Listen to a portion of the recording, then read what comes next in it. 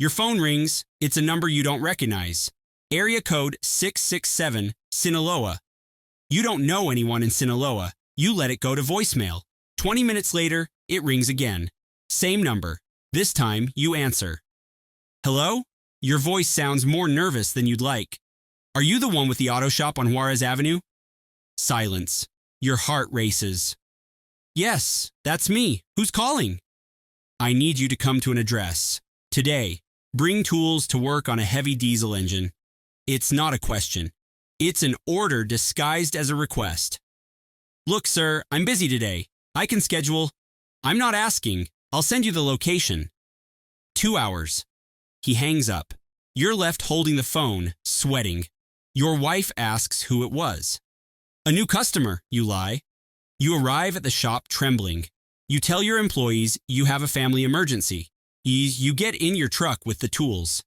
The message arrives, an address on the outskirts of the city. Google Maps says it's 40 minutes.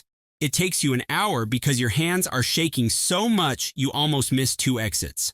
The place is a ranch, nothing ostentatious. Metal gate, high walls, cameras on every corner. You honk. It opens. 2 men wave you in. As you pass, you see they both have AR-15s slung over their shoulders like backpacks. You park where they indicate. An older man, maybe 50, dress shirt rolled up, approaches. Did you bring everything? Yes, sir. The sir comes out automatically. You've understood the hierarchy in seconds. They take you to a warehouse. Inside are 3 armored 3-ton trucks. I need you to check them all. Something's wrong with the engines. They're making a weird noise. You get to work. Your hands still tremble, but the work calms you. It's what you know how to do. You find the problem in the first one, worn fuel pump. In the second, clogged oil filter. In the third, a loose bolt on the exhaust manifold. You work fast. Too fast. You finish in 3 hours what would normally take 6. The man returns. They turned out good. It's not a question. He starts each truck. The noise is gone. How much do I owe you? This is where everything changes. You know what you charge will define your future. If you ask for too much, they'll think you're extorting them. If you ask for too little, they'll think you're weak or stupid. I normally charge $8,000 for work like this, but I'll give you $20,000. He pulls out a stack of bills, all 500 peso notes. He doesn't count them. He just gives them to you. I need your number. I'm going to call you when I need something else. It's not optional. You give your number. You leave. You drive in silence. You get home. Your wife asks how it went. Good. A good customer. You put the $20,000 in your underwear drawer where you hide extra money. That night, you don't sleep.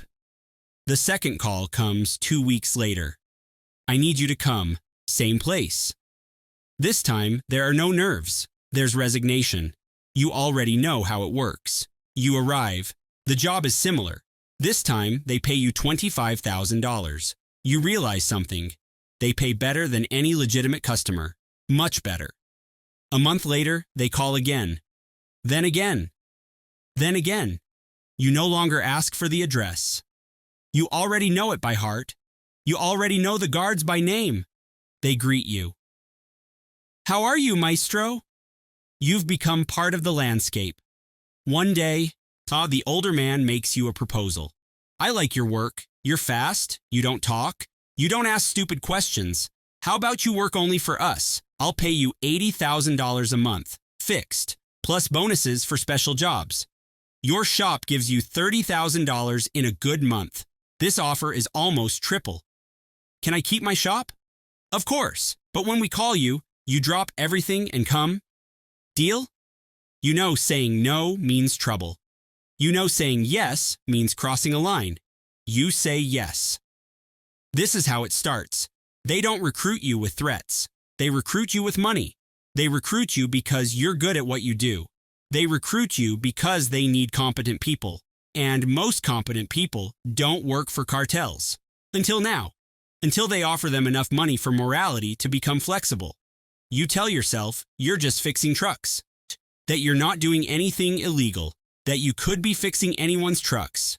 But you know it's a lie. You know perfectly well who you're working for. The work changes. It's no longer just trucks from the ranch. They send you to clandestine shops, places with no names on maps. You arrive, there are 10 vehicles waiting, all armored, all modified. Your job is to keep them in optimal condition. You learn things they don't teach in any technical school. You learn to install secret compartments in door panels. You learn to modify suspensions so they support extra weight without it being noticeable. You learn to remove factory GPS and make sure there's no other tracking device. You specialize in night jobs. They call you at 2 a.m. I need you to come to kilometer 47 on the highway to Navalato. You arrive. There's a truck with bullet impacts. Your job is to repair it enough so it can be moved. You don't ask what happened. You don't look inside. There are stains that could be oil or could be something else. You prefer to think it's oil. You finish in an hour. They pay you $15,000 in cash. You go back home. You shower, but you don't feel clean. Your life splits in two. There's your daytime life, the legitimate shop, normal customers, your family, Sunday dinners. There's your nighttime life, the calls, the secret jobs, the cash money, the silence. Both lives coexist but never touch. You have two phones now, the one your family knows and the one that only rings for special jobs. That phone never has a name on the screen, only numbers. You start to notice changes in your behavior. You check your car for GPS every morning. You memorize license plates of suspicious vehicles. You never sit with your back to the door in restaurants. You vary your routes to work. Your wife thinks you're paranoid. You know it's prudence. You've seen enough to know that paranoia keeps people alive in this business. They give you a satellite phone. For emergencies, they say. If we ever move and need you to catch up with us, this phone will work anywhere. You keep it in your truck. You never use it, but its presence is a constant reminder. You're part of something big, something that has logistics, infrastructure, national reach. You're not just a mechanic. You're a piece in a giant machine. One day they take you to a different ranch, bigger, more secure. They blindfold you on the way. When they remove the blindfold, you're in a huge complex. There are workshops, warehouses, even a small airstrip. Welcome to the main shop, says your contact. There are others like you. An electrician, a welder, an armor specialist, a communications expert, all with the same story, all recruited for their talent, all paid better than in any legal job, all trapped in the same web.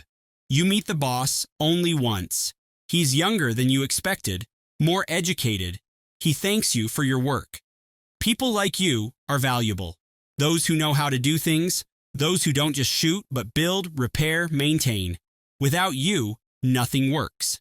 You feel strangely proud for a second. Then you hate yourself for feeling proud. You've crossed a line you never thought you'd cross. They offer you more responsibility. They want you to supervise all fleet maintenance in your region. 20 vehicles, your own team of 3 mechanics. A fully equipped shop they'll build according to your specifications. $150,000 a month. It's more money than your father made in his entire life. You accept, because at this point, there's no turning back. You already know too much. You've already seen too many faces. You already know too many locations. Your legitimate shop becomes your perfect facade. You expand it. You hire more employees. Nobody suspects your real income comes from elsewhere. You tell your wife the business is growing. Technically, it's true. You buy a bigger house, a new car. Your kids go to private school. Your mother asks how you're doing so well. I work hard, Mom. That's all. She believes you because she wants to believe. You start to rationalize. If I don't do it, someone else will. I'm not hurting anyone directly. I only repair machines. I'm not responsible for what they use them for. These lies help you sleep. Almost. You take melatonin now. Sometimes something stronger. The doctor diagnoses you with anxiety. He prescribes antidepressants.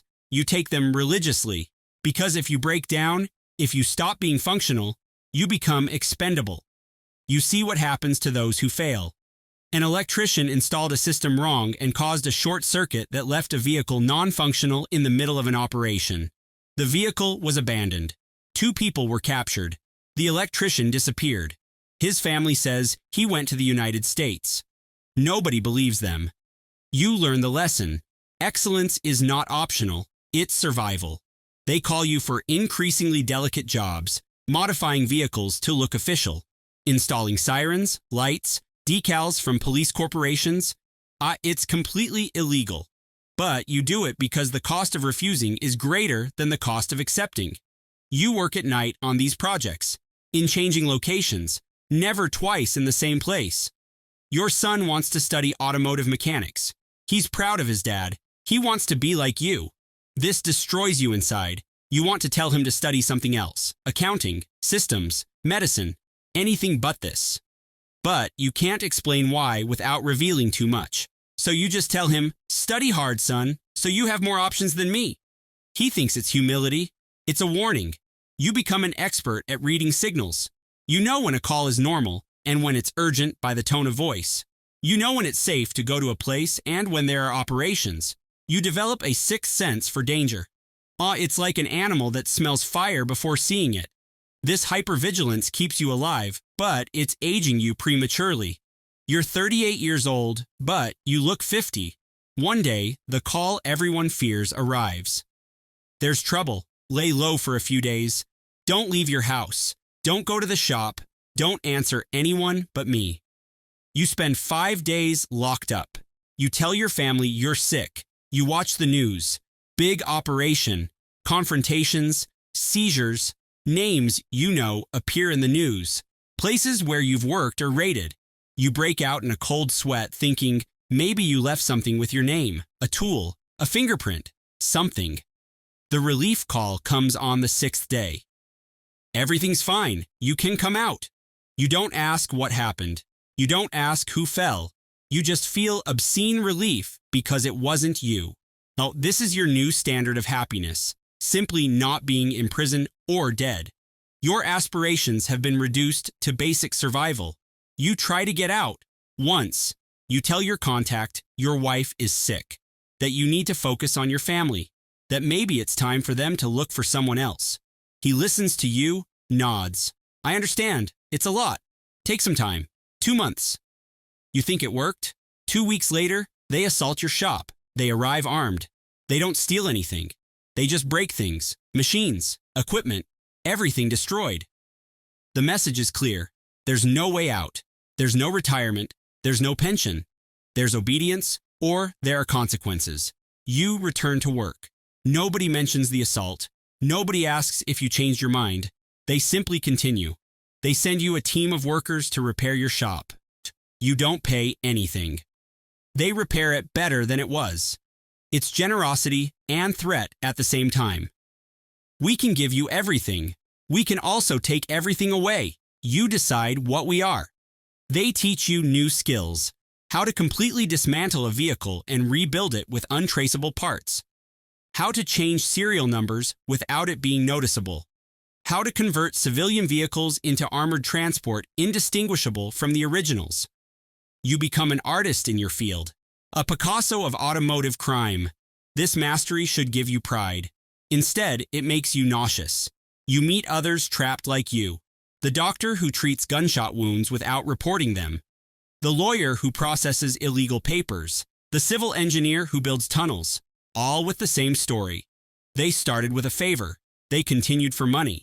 Now they continue out of fear. They're successful professionals during the day, forced criminals at night. The line between victim and accomplice is so thin it no longer exists. You realize something horrible. You've become good at this. Too good. You can look at a vehicle and instantly know what modifications it needs for what purpose. Your brain automatically processes how to make things more efficient, safer for them, harder to detect. You've optimized your own work in a way that makes their operation more effective. You're an accomplice not just by action, but by excellence. Your wife starts to suspect. Why so much travel? Why so many calls at midnight? Why do we have so much money if the shop barely has new customers? You build elaborate lies, confidential government contracts, VIP clients who require discretion, high special consulting. She wants to believe because the alternative is terrifying, but you see the doubt in her eyes, the distrust that slowly kills love. You develop obsessive security rituals. Every night you check that the doors have double locks. You have 3 escape routes planned from your house. You keep cash in 5 different locations. You have fake documents ready. A suitcase in the closet always packed. You live in permanent evacuation mode. Your house is not home. It's a temporary waiting station.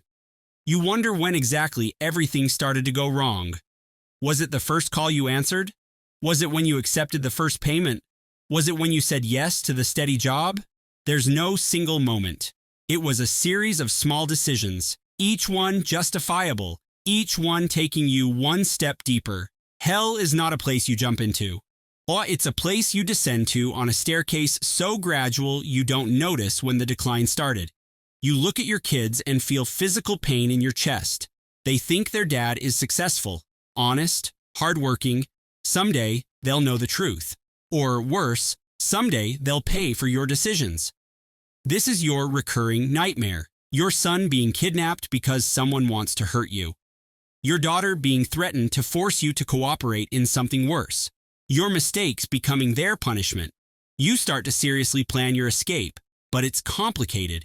You can't just disappear. You have to fake your death.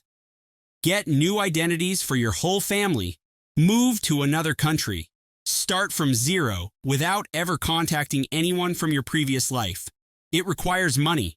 It requires contacts that aren't from the organization. Or it requires luck. Mostly, it requires luck. And luck is not something you have much of lately. You consider going to the authorities, becoming an informant, witness protection, new identity. But you've seen enough series to know that rarely works. The authorities have leaks. The cartels have people everywhere. Cops, prosecutors, judges.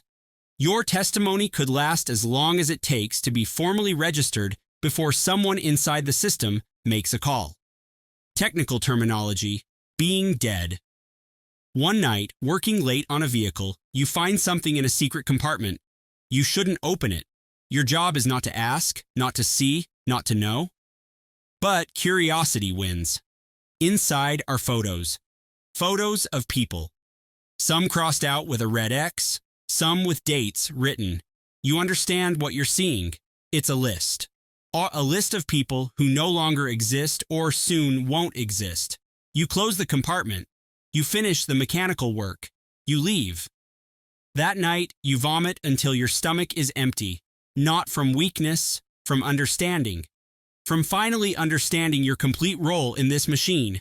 You don't just maintain vehicles. You maintain the infrastructure that makes everything else possible. Every truck you repair carries drugs, or weapons, or people, or money, or worse. Your technical excellence translates directly into the cartel's operational effectiveness. You're as responsible as the one who pulls the trigger. Only your weapon is a wrench and your battlefield is a diesel engine. You become fatalistic. If you're going to fall, let it be for something inevitable, not for a stupid mistake. So you become obsessive about perfection. Every job is triple checked. Every modification is exhaustively tested. Every vehicle leaves your hands in impeccable condition. Not because you care about their success, because you care about your survival. Your excellence is your only protection. 5 years have passed since the first call. You look in the mirror and don't recognize the man looking back. That man has wrinkles he didn't have, gray hair that came too soon, eyes that have seen too much. He's a man who has made impossible peace, who has rationalized the irrational, who has found ways to live with decisions that should be impossible to live with. You know how this ends. You've seen enough endings. Option 1. You get arrested. Years in prison where the cartel has as much power as outside. Option 2. You fall in an operation. Stray bullet with your name on it. Option 3. You become a risk. You disappear without a trace. Option 4. You accept this as your life now. You work until your body fails. You hope to die of something natural before you die of something unnatural. It's the option you chose by omission. You receive another call. Same tone. Same urgency. I need you to come. Bring your tools. You don't even ask where anymore. You don't even feel fear, just tiredness. an existential tiredness that no amount of sleep cures. You get in your truck, you check your satellite phone, you verify your gun under the seat even though you wouldn't know how to use it properly. You start toward your next job. As you drive, you think about the exact moment your life split into before and after. It was so simple, so ordinary. A phone ringing, an unknown number, a decision to answer instead of ignore. Everything else was inevitable. Once you answered, there was no real choice anymore. Only the illusion of choice. Only the feeling that you still control something when in reality you surrendered control long ago. This is what nobody tells you. The cartel doesn't always recruit with violence. Sometimes it recruits with opportunity, with money, with the kind of proposals that are hard to refuse when you have a family to feed and debts to pay and dreams to pursue. They make you feel lucky at first, special, chosen. Only later do you understand you weren't chosen. You were identified, cataloged, processed, like any other resource to exploit. The GPS says you've arrived. Another ranch, other trucks, other armed men. Another day in your new normal. You get out of your truck. Someone approaches. The engine is making a weird noise. You've heard this phrase 100 times. The automatic response comes out, "Let me check it." And so it continues. The perpetual cycle. The personal hell you built by accepting that first call. You're a cartel mechanic. Not because you really chose it, because when they choose, your choice becomes irrelevant. You're still alive. That counts as victory. You're still working. That counts as purpose. You're still lying to your family. That counts as protection. And at night, when insomnia wins, you wonder how many more calls you'll answer before the one comes that you can't answer. The answer is all of them. Because when the cartel calls, it's not an invitation. It's destiny. And destiny is not ignored, only postponed.